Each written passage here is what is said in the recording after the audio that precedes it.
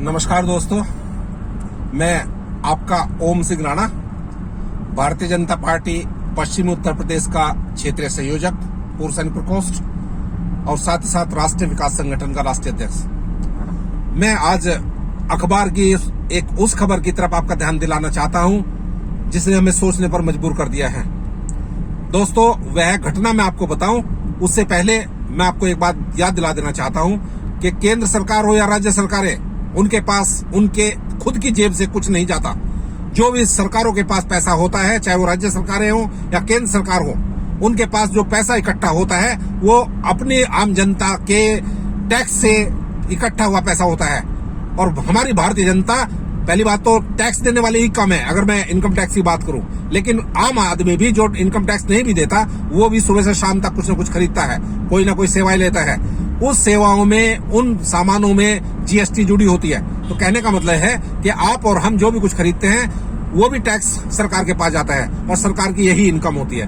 जो हमारा पैसा होता है टैक्स के रूप में, वह सदुपयोग हो, सही काम में लगे, यही उम्मीद होती है हर भारतवासी की। लेकिन आज की खबर जिसके ऊपर मैं आपका ध्यान दिलाना चाहता हूं उसके बारे में बताऊं तो देश के एक बड़े राज्य बिहार, वहां के एक भ्रष्ट राजनीतिक लालू प्रसाद यादव, जिनको चारा घोटाले में बहुत लंबी सजा हुई, और सिर्फ चारा घोटाले में नहीं और भी उनके पास बहुत सारे केस हैं। उन्होंने अपने क्षेत्र में, अपने बिहार राज्य में, अपने शासनकाल में तांडव मचाकर रखा हुआ था।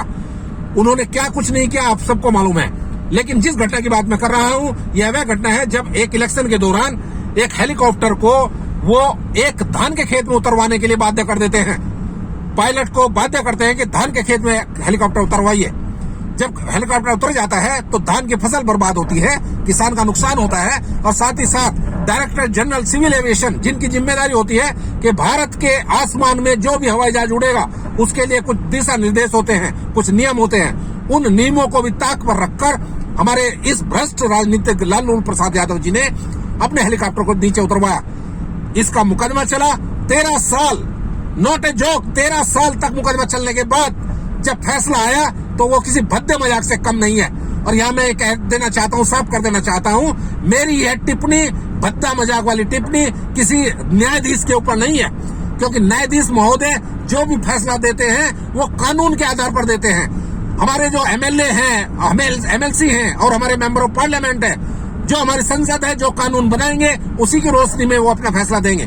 तो आज का जो फैसला था वो बहुत भद्दा मजाक था, क्योंकि उसी लालू यादव को 13 साल मुकदमा चलने के बाद, 13 साल की हमारी जो न्याय व्यवस्था है, उन्होंने अपना समय लगाया, वो समय व्यर्थ हुआ।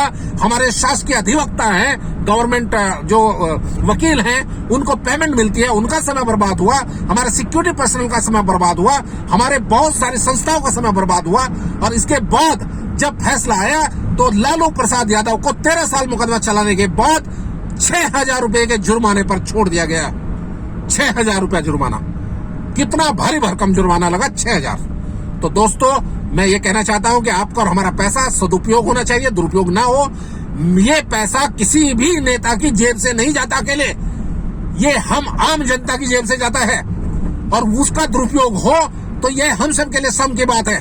यही पैसा जो न्याय व्यवस्था में 13 साल तक मुकदमा लड़ने के लिए लगाया गया, सिक्योरिटी पर्सन पर लगाया गया, शासकीय अधिवक्ता पर लगाया गया, और हमारे न्यायाधीश महोदय जिन्होंने ये केसेस सुने हैं उनके वेतन पर लगाया गया। ये पैसा देश का था और देश के किसी अच्छे काम में लगना चाहिए था।